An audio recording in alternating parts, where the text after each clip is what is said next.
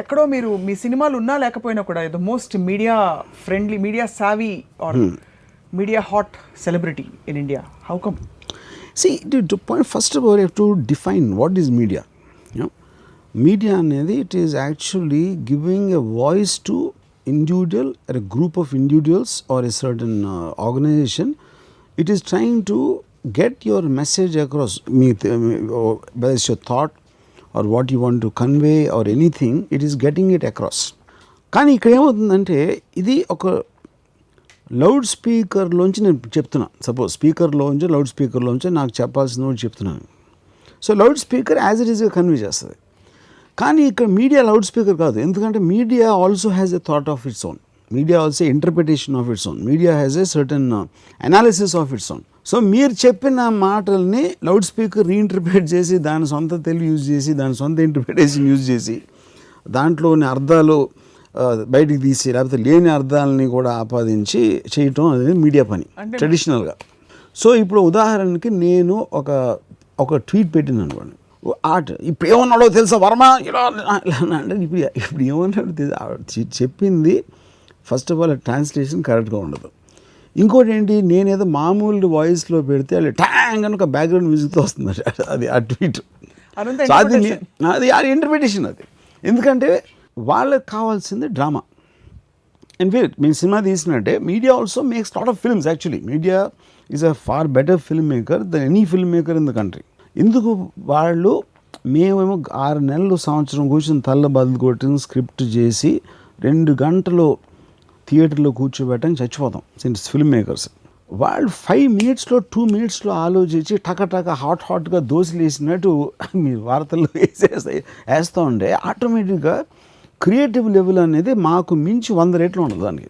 So అక్కడ obviously అక్కడ ఎందుకు ప్రాబ్లం వస్తుంది, మీడియాకి బిగ్గెస్ట్ శత్రువు నా దృష్టిలో రిమోట్ కంట్రోల్.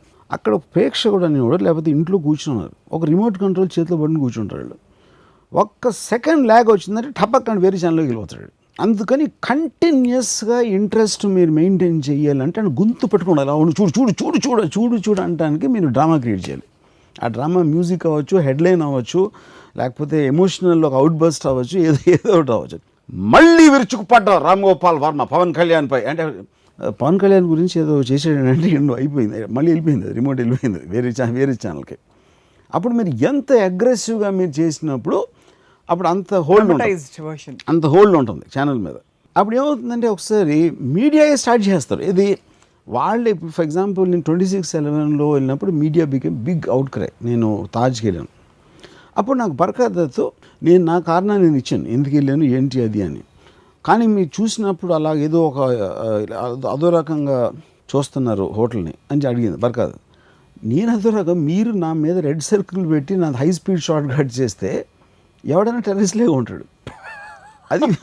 అది మీ వాళ్ళు చేసిన పని, నేను కాదు చేసింది అది. ఇప్పుడు గబుక్క మీరు మోస్ట్ పయస్ మ్యాన్ ఇప్పుడు నరేంద్ర మోడీ గారి మీద రెడ్ సర్కిల్ వేసి హై స్పీడ్ ఇలా తల తిప్పితే ఆటోమేటిక్గా ఆయన ఏదో పాకిస్తాన్కి వెళ్ళి విలన్ అయిపోయాడు అనుకుంటాం. సో ద పాయింట్ ఈజ్ చెప్పిన దానికి డ్రామటైజ్ చేసిన దానికి ఈ రెండింటి మధ్యలోంచి వెళ్తున్నారు.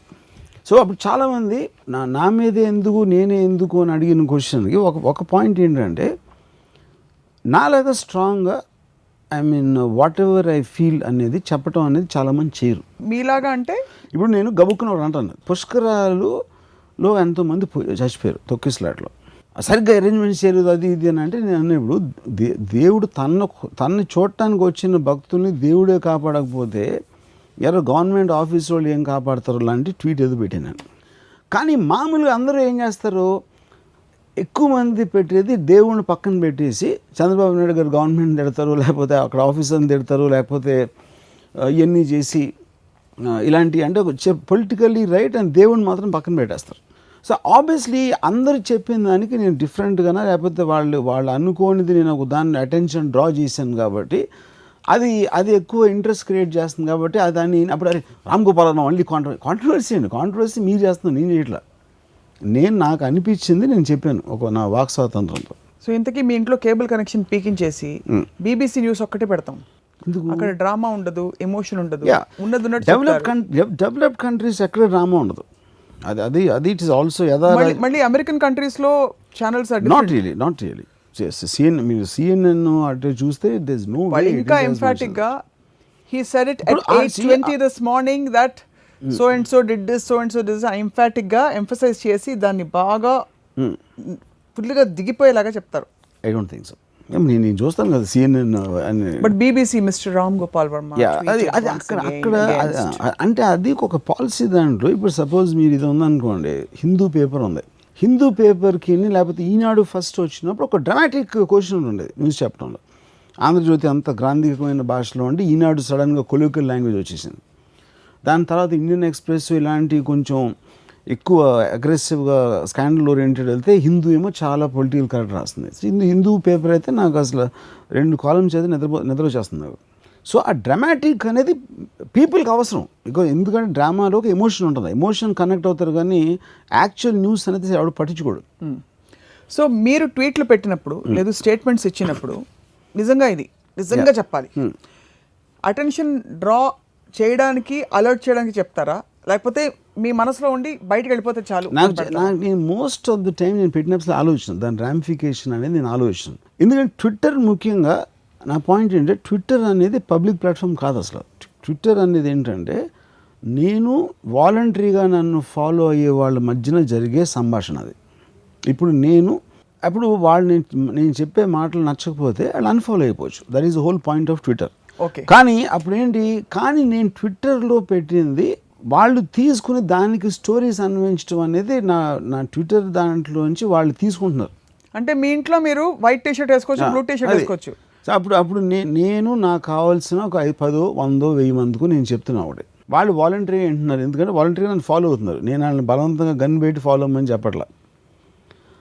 అప్పుడు అక్కడ మీరు చూసేసి ఇలా అంటున్నాడు రామ్ గోపాల్ అని అక్కడ తీసుకొచ్చి మీరు బయట వేరే మీడియాలో పెడుతున్నారు. That is not the my concern. పెట్టినా కూడా ఫైనల్గా ఒక డెమోక్రటిక్ కంట్రీలో ఒకడు ఇలా అనుకుంటున్నాడు, ఇంకోటి ఎవడో అలా అనుకుంటున్నాడు, ఇంకోటి ఎవడో అలా అనుకుంటున్నాడు. అది ఈ వేరియస్ వ్యూ పాయింట్స్ వచ్చినప్పుడే ఒక డిబేట్ అనేది ఉంటుంది. ఆ డిబేట్లోంచే ఒక పర్టికులర్ పర్సన్కి ఒక ట్రూత్ పర్సీవ్ చేసుకోవడానికి ఒక అవకాశం ఉంటుంది. So you can never stop somebody from expressing N opinion.